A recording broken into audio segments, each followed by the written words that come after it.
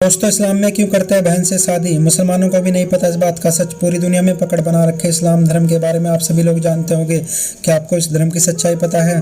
क्या आप जानते हैं कि इस्लाम धर्म में होने वाली चीज़ें क्यों होती है? क्यों इस्लाम धर्म में लोगों को जलाया नहीं जाता? क्यों इस्लाम धर्म के लोग अधिकतर मांस खाते हैं? दोस्तों, जानेंगे इन सभी सवालों के जवाब इस वीडियो में, तो वीडियो को बिना स्किप किए हुए अंत तक जरूर देखिए। नमस्कार दोस्तों, स्वागत है आपका हमारे सनातन पौराणिक ज्ञान चैनल पर। अगर आप भी भगवान शिव के सच्चे भक्त हैं तो कमेंट में हर हर महादेव जरूर लिखें। साथ ही चैनल को सब्सक्राइब कर ले ताकि हमारी अगली वीडियो की नोटिफिकेशन सबसे पहले आप तक पहुंच सके। दोस्तों, इस्लाम धर्म की सच्चाई जानने से पहले आपको रामायण के बारे में पता होना चाहिए। रामायण में आप सभी जानते हैं कि सभी राक्षसों का वध कर दिया गया था, लेकिन सुपनका ही एक ऐसी राक्षस बच गई थी जिसकी नाक काट कर छोड़ दिया गया था। रावण की मृत्यु के बाद सुपनका अपने पति शुक्राचार्य के पास चली गई और उसी के साथ उसी के आश्रम में रहने लगी। राक्षसों का इस पृथ्वी से अंत न हो, इसलिए शुक्राचार्य ने शिव जी की घोर तपस्या की। शुक्राचार्य की तपस्या से प्रसन्न होकर शिवजी ने उन्हें भेंट स्वरूप एक शिवलिंग दिया और कहा, जिस दिन इस पर कोई हिंदू जल चढ़ा देगा उस दिन इस सृष्टि से राक्षसों का नाम निशान खत्म हो जाएगा।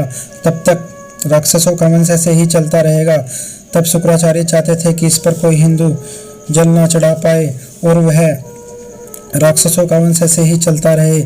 इसलिए शुक्राचार्य ने डर से हिंदुओं के इसे रेगिस्तान में दूर कहीं छुपा दिया, जो आज मक्का में मौजूद है। इसलिए आपने भी कभी सुना होगा कि मक्का में एक शिवलिंग है जिस पर गंगा जल चढ़ाने से पूरी पृथ्वी की कायापलट हो जाएगी। लेकिन कई सालों से रिसर्च कर रहे कई अनुभवी इस बात से इनकार करते हैं। लेकिन पुराणों की माने तो ये वही शिवलिंग है जो शुक्राचार्य ने रखा था और इस वजह से यहाँ हिंदुओं का जाना सख्त मना है। इससे बचने के लिए उन लोगों ने एक नियम बना रखा है, अगर जो यहाँ जाएगा उसे मक्का में प्रवेश करने से पहले मांस खाना पड़ेगा ताकि इसका धर्म भ्रष्ट हो जाए और कोई हिंदू इस पर जल ना चढ़ा सके। अगर ऐसा कभी होता है और कोई हिंदू इस शिवलिंग पर जल चढ़ाता है तो सुपनका के वंशजों का पूरी तरह से नाश हो जाएगा। सुपनका जैसे पहले अपना चेहरा ढककर रखती थी, इसी परंपरा को सुपनका के वंशज आज भी निभा रहे हैं और इस्लाम की औरतें आज भी अपना चेहरा ढककर रखती है। ये बात सुनकर आपको आश्चर्य जरूर हुआ होगा, क्योंकि सुपनका के वंशज ही मुसलमान हैं। इसलिए शुक्राचार्य ने उन लोगों को वरदान दिया था, इसलिए वे लोग शुक्रवार के दिन को बहुत महत्व मानते हैं। इन सारी बातों को जानने के बाद आपके मन में एक सवाल जरूर आया होगा कि इस्लाम धर्म का जन्म कैसे हुआ। दोस्तों, आपको बता दें कि इस्लाम कोई धर्म नहीं बल्कि यह एक मजहबी दिनचर्या है। दोस्तों, आपको बता दें कि मजहब का मतलब अपने लोगों की जनसंख्या बढ़ाना होता है। दोस्तों, ये बात तो आप सभी जानते होंगे कि इस्लाम धर्म की स्थापना करने वाले मोहम्मद अरब के वासी थे। अरब के देशों में रेगिस्तान पाए जाते हैं, जहां जंगल तो छोड़िए पेड़ पौधे भी कहीं कहीं पाए जाते हैं। इसलिए लोगों को मरने के बाद लकड़ियों की कमी के कारण मर्द शरीर को जलाया नहीं बल्कि दफनाया जाता था। अब रेगिस्तान में हरियाली तो है ही नहीं, इसलिए यहाँ हरा रंग देखकर लोग चले जाते हैं, जो कि सूचक का कार्य करता है। इसलिए इस्लाम धर्म में हरे रंग को बहुत महत्व दिया जाता है। रेगिस्तान में पड़ने वाली गर्मी किसी की भी हालत ख़राब कर सकती है, इसलिए गर्मी से बचने के लिए लोग वहाँ टोपी पहनने लगे ताकि इतनी तेज़ गर्मी से वो बीमार ना पड़ सके। और वो प्रथा आज भी चली आ रही है, जहां आप देखेंगे कि अरब के लोग अपने सिर पर कपड़ा बांध कर रखते हैं ताकि वह धूप की गर्मी से बीमार ना पड़ सके। अरब के देशों में पानी की बहुत कमी देखने को मिलती थी, इसलिए लिंग या मूत्रमार्ग को साफ करने में पानी खर्च ना हो, इसलिए वे लोग खतना कराते थे। खतना दोस्तों प्राइवेट पार्ट का अगली खाल होती है और यह चीज़ आज भी चली आ रही है। सब लोग एक ही कबीले में खाना बदोश होते थे, इसलिए वे लोग बहन से शादी आप ताकि उनको रिश्ता देखने कहीं दूर ना जाना पड़े। वे इस बात का ध्यान हमेशा रखते थे कि वे जिससे शादी कर रहे हैं वे सगे भाई बहन तो नहीं। इसके अलावा मामा बुआ मौसी चाचा के लड़कों के साथ वे शादी कर देते थे, जो प्रथा आज भी आपको देखने को मिल रही है। अब आपको बता दे खाने की बात। अरब के देशों में फसल उगाकर खाना तो संभव नहीं था, क्योंकि वहाँ मिट्टी नहीं थी, इसलिए वहाँ के लोग जानवरों को मारकर खाते थे और वही परंपरा आज भी चली आ रही है।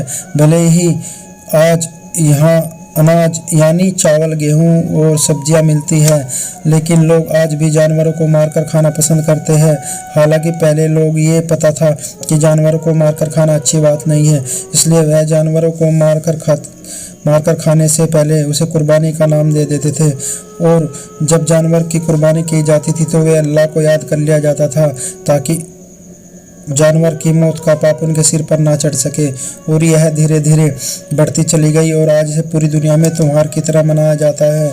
जानवरों की कुर्बानी कर लोग उनका मांस खाते हैं, लेकिन आज लोग इस बारे में बिल्कुल नहीं सोचते और जानवरों को मारकर खाने में संकोच नहीं करते। ये तो आप सभी जानते हैं कि रेगिस्तान में मूर्ति बनाने के लिए मिट्टी नहीं मिलती थी, इसलिए उन्होंने मूर्ति पूजा को ही अपने मजहब से दूर रखा। कबीले में लोगों को यहाँ से वहाँ जाना पड़ता है, इसलिए वे लोग कम बर्तन रखते थे और एक ही थाली में 4-5 लोग मिलकर खा लेते थे। मुसलमानों की आबादी को बढ़ाने के लिए वहाँ 4 औरतों से शादी करने की इजाज़त थी।